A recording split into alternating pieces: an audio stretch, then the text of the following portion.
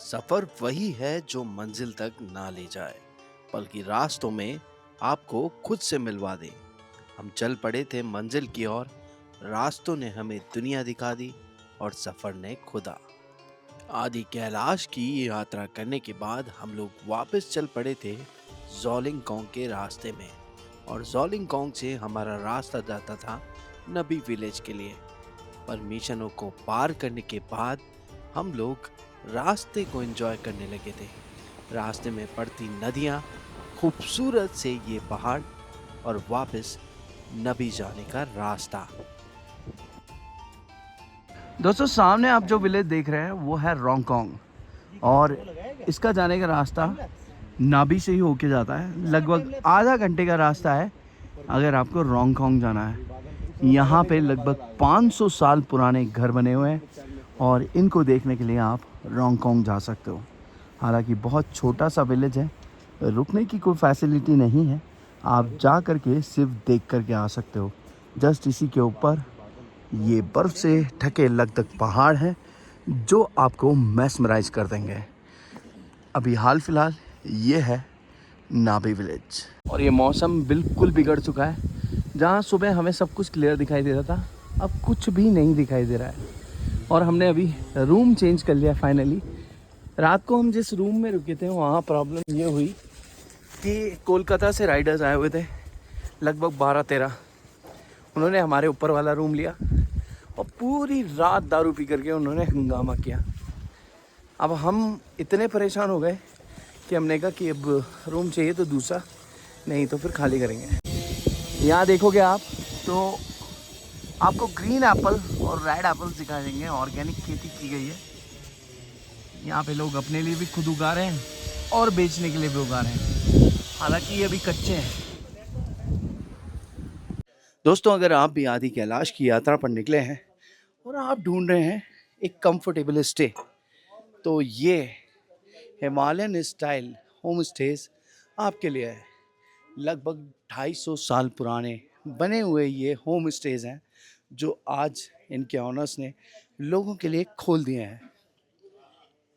250 साल पुराना होना मायने नहीं रखता, मायने रखता है कि किस स्टाइल में ये होम स्टे बने हुए हैं। ये होम स्टे सिर्फ पत्थर और चूने के द्वारा बनाए गए हैं। और अगर हम गेट की बात करें तो पूरा सिर्फ पेड़ काट करके लकड़ी का गेट बनाया गया है और अंदर सिर्फ मिट्टी और लकड़ी का प्रयोग किया गया है। लगभग इस होम स्टे की अगर मैं बात करूं तो लगभग 12 रूम्स इसमें हैं और सब बहुत ही आकर्षक शैली में बने हुए हैं। जब आप किसी जगह पे जाते हैं तो वहाँ उसकी ट्रेडिशन को देखना, वहाँ उसके ट्रेडिशन को जानना, वहाँ के कल्चर को समझना सबसे मायने रखता है। और इससे सुंदर चीज़ क्या हो सकती है कि आप वहाँ जाने के बाद उनके द्वारा बनाए गए ट्रेडिशनल होम स्टेज में रहें। हम नबी में रुके थे और यहाँ रुकने के बाद में हमने ये ज़रूर फील किया कि हिमालय में लोग जब रहते थे तो वो किस स्टाइल में रहते थे। बहुत सुंदर हमारा ये एक्सपीरियंस रहा इन मड हाउसेस। दोस्तों नाबी में हम जिस जगह रुके थे वहाँ पे ये हेरिटेज हाउसेस हैं। आप देख सकते हो कितने पुराने हैं, लगभग 250 साल पुराने ये घर हैं और यहीं पे हमारा कल का स्टे था। और इनकी पीढ़ी दर पीढ़ी इन्होंने इसको संभाला है। अगर आप देखोगे ना तो देखने में आपको पता चलेगा कहीं पर भी सीमेंट का यूज़ ही नहीं किया गया है, सिर्फ चूने से बनाई गई दीवारें हैं और अंदर मिट्टी पोत करके सीढ़ियाँ बनाई गई है ताकि ये ठंडा रहे। इवन छत भी मिट्टी पोत करके बनाई गई है, बहुत ही खूबसूरत। Hello ji guys, welcome back to blog. तो हम लोग अभी हैं नाबी में आदि कैलाश रूट पे एक विलेज, और यहाँ पे हम फंस गए हैं। लगभग यहाँ पे बारिश हो रही है शाम से और प्रेडिक्शन ये है कि अगले 4 दिन तक बारिश होने वाली है। अभी हमें ये नहीं पता कि हमें कहाँ जाना है। हम ओम पर्वत जाएंगे, हम धारचूला जाएंगे या हम लोग जाएंगे लिपू लेक, अभी कुछ पता नहीं है क्योंकि 4x4 के भी रूट बंद हो गए हैं लिपू लेक के। तो ऐसे कब क्या हो जाए हमें खुद नहीं पता। हमें ये नहीं पता कि हम ओम पर्वत जाएंगे, हम लिपू लेक जाएंगे या हम चाहेंगे धारचूला।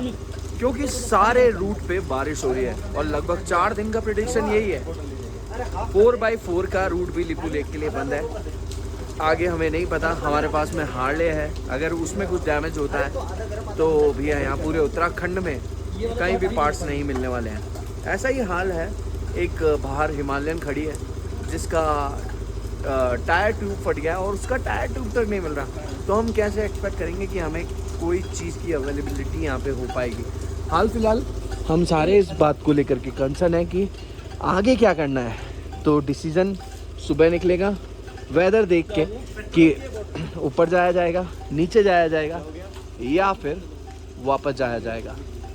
और ये हाल फिलहाल वो स्टे है जहाँ पे हम लोग रुके थे। ये स्टे मैं आप लोगों को दिखा चुका हूँ। 250 साल पुराना ये हेरिटेज स्टे है और इसी के अंदर आज हम लोग रुके हैं। चलो एक बार अंदर से दिखाते हैं। देखो जी, ये मिट्टी के बने मड हाउसेज हैं और ये ऊपर जाने के लिए लकड़ी के स्टेयर्स हैं।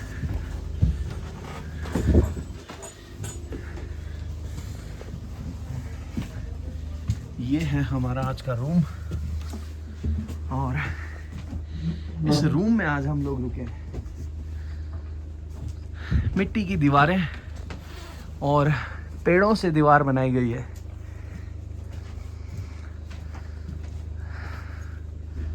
देखो भाई, 4 लोग अलग अलग जगह से एक कमरे में लेटे हैं। ये हमारे सुकृत भाई बिहार से, बिहार से basically from Bihar, residing in Delhi. ये बहादुर चौथ बिहारी कहीं के लिए हम तो बिहारी है भैया। हम बिहारी वो भी हैं, बिहारी दिल्ली हैं। से आए हैं, ये बोलना चाह रहे हैं। क्या बात कहने है। का मतलब ये था।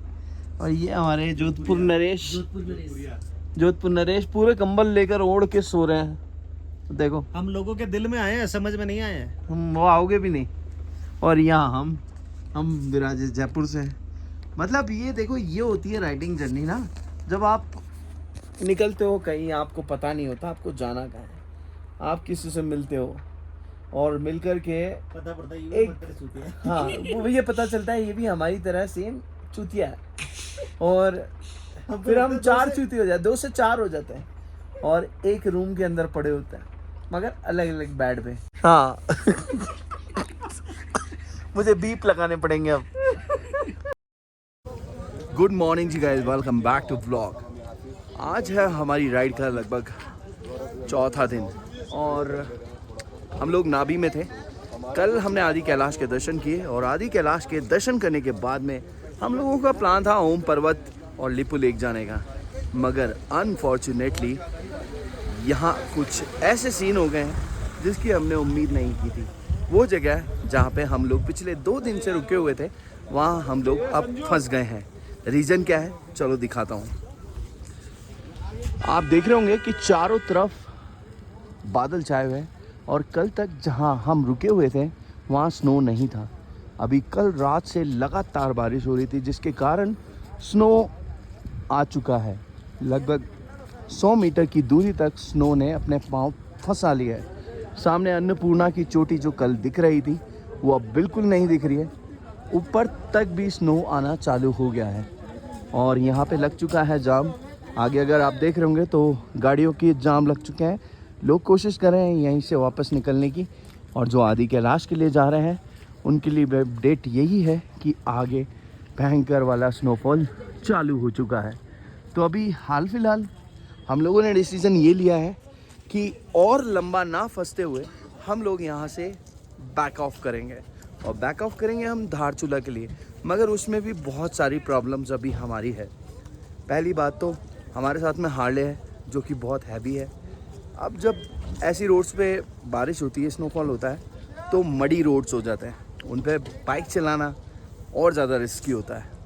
अब हमने कोशिश यही करी है कि यहाँ से निकलेंगे जब मौसम खुलता है। आगे एक जगह लैंडस्लाइड है, उस लैंडस्लाइड के कारण अभी रास्ता वैसे भी बंद है, तो अभी हम तैयारी करेंगे, अपनी बाइक्स को स्टार्ट करेंगे। अभी ये भी नहीं पता कि बैटरी डाउन होगी या नहीं होगी। हमेशा ऐसा होता है जब हम किसी हिल स्टेशन में जाते हैं जहाँ पे माइनस में टेम्परेचर हो जाता है, बारिश के कारण बैटरियाँ बोल जाती है। तो चलो अब जो भी है देखा जाएगा, स्टार्ट करते हैं और निकलते हैं। नेक्स्ट एपिसोड में आप देखेंगे कि कैसे हम लोग धारचूला तक पहुँचे।